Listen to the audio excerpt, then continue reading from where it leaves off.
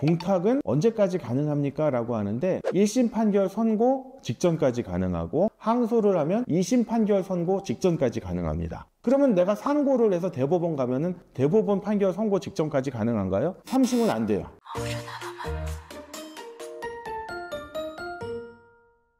안녕하세요. 신탁의 신 오상민 변호사입니다. 본 영상에서는요, 형사사건에서 형사공탁에 대해 설명을 좀 드리도록 하겠습니다. 형사공탁이라고 하는 것은 최근에 많이 문제가 되고 있는데요. 기존에 형사공탁을 할 수 있었던 방법이 여전히 유지되고 있고요. 그 다음에 형사공탁 특례제도 신설에 의해서 피해자가 인적사항을 공개하지 않더라도 형사공탁을 할 수 있는 길이 열렸습니다. 이 두 가지를 제가 나눠서 한번 설명을 드리도록 하겠습니다. 사실 형사사건에서 제일 중요한 것은요, 피해자랑 합의를 하고 피해 회복을 한 다음에 그에 따른 합의서와 처벌 불원서를 제출하면 그게 제일 좋습니다. 이것만한 게 없죠. 그런데 피해자랑 합의가 되지 않는 경우에는 형사공탁을 할 수밖에 없어요. 다른 방법들도 있지만 형사공탁이 그나마 가장 효과가 높은 처벌 형량을 줄이는 방법입니다. 결국 금전적으로 피해를 좀 보상하겠다는 거잖아요. 그런데 종전에는요, 피해자의 인적사항을 알아야지만 형사공탁이 가능했어요.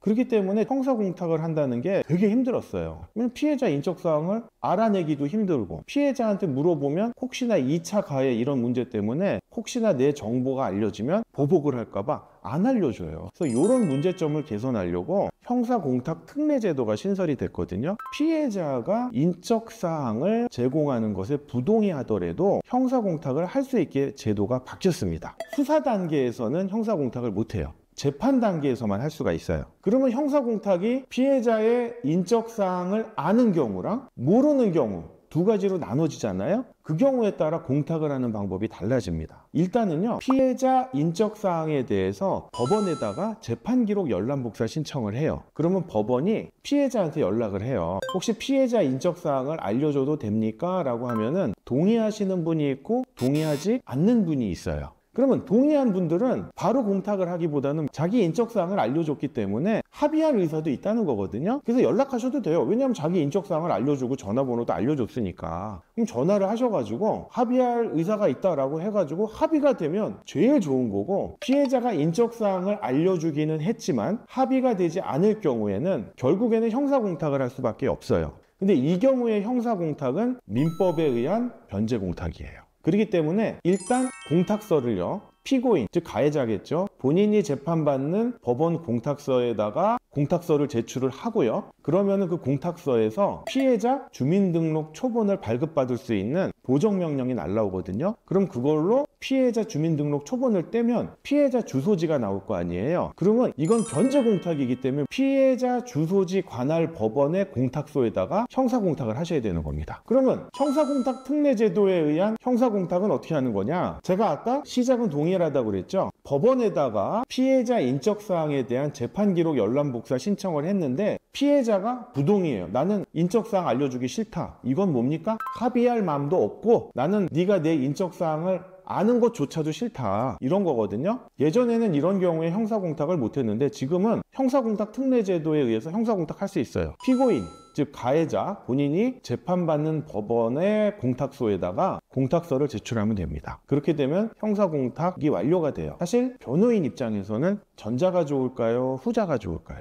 후자가 편하죠. 왜냐하면 피해자가 부동의했어. 그러면 부동의했기 때문에 바로 피고인이 재판받는 관할 법원의 공탁소에다가 형사공탁서만 내면 끝이거든요. 그리고 나서 이제 공탁금을 가상 계좌에서 납부를 하면 돼요. 근데 피해자가 인적사항을 알려주잖아요. 그럼 일단 전화 한번 해봐야 돼. 혹시나 합의하실 의사가 있으세요? 합의가 되면 따로 사무실로 오시라고 그래가지고 합의서 쓰고 처벌 불원서 받고 내면 되는데, 합의가 안 되면 피고인이 재판받는 관할 법원의 공탁소에다가 공탁서를 제출하고 주소 보정 명령을 받아서 피해자의 주민등록 초본을 뗀 다음에 피해자 주소지가 피고인이 재판받는 관할 법원하고 동일하면 상관없지만 다르면 어떡합니까? 피해자 주소지 관할 법원 공탁소에다가 공탁서를 제출해야 되는 그런 좀 번거로움이 있어요, 절차가. 그 다음 요즘 기습공탁이 문제되고 있어요. 기습공탁은 뭐냐면 판결 선고 직전까지 공탁이 가능해요. 여러분 이제 공탁은 언제까지 가능합니까? 라고 하는데 1심 판결 선고 직전까지 가능하고 항소를 하면 2심 판결 선고 직전까지 가능합니다. 그러면 내가 상고를 해서 대법원 가면은 대법원 판결 선고 직전까지 가능한가요? 3심은 안 돼요. 2심 판결 선고 직전까지만 공탁이 가능하고, 그 다음에 형사공탁은 누적적 반복적으로 할 수 있어요. 내가 100만 원 생기면 100만 원 하고 일단 추가로 또 200만 원 하고 이렇게 누적적 반복적으로 할 수 있는데, 그럼 제가 아까 설명드렸던 그 기습공탁은 뭐냐면, 예를 들어서 제 아이가 만약에 뭐 음주운전을 하는 사람한테 심한 교통사고를 당했다고 쳐요. 그러면 그 사람은 어떻게든 저랑 합의를 보고 싶을 거 아니에요. 근데 합의해주고 싶겠어요? 내 아들을, 그것도 음주운전을 해가지고 차로 친 노한테, 그러니까 합의를 안 해준다고요. 그럼 이제 이 사람이 형사공탁을 하고 싶어서 피해자 인적사항 제공에 동의하는지 또 물어본단 말이에요.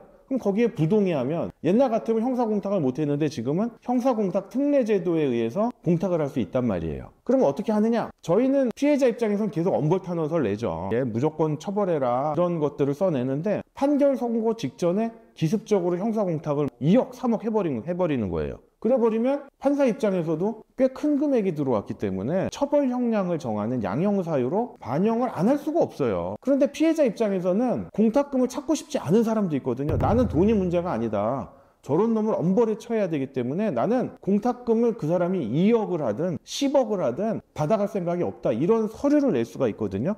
근데 판결 선고 직전에 하면 그런 피해자 측의 의사를 들어보지도 못하고 판결 선고를 해야 되는 문제점이 있어요. 그래서 요즘 이렇게 기습공탁이 문제되고 있는데, 전반적인 방향은 새롭게 신설된 형사공탁 특례제도에 의한 형사공탁제도를 없애는 쪽보다는, 이렇게 판결 선고 직전에 기습공탁이 들어오면 판결 선고기를 조금 연기해서 피해자 측 의견을 한번 들어보는 그런 기회를 갖는 쪽으로 재판 예구를 변경하자, 이런 식의 의견이 좀 다수를 차지하고 있습니다. 그 다음 또 여러분들 많이 물어보시는 게, 결국 형사공탁을 한다는 거는 피해자가 있는 범죄잖아요. 그 경우에 피해자의 재산상, 정신상의 손해를 보상을 해주는 건데, 피해자가 없는 범죄들이 있어요. 그게 뭐냐면 국가를 상대로 한 범죄예요.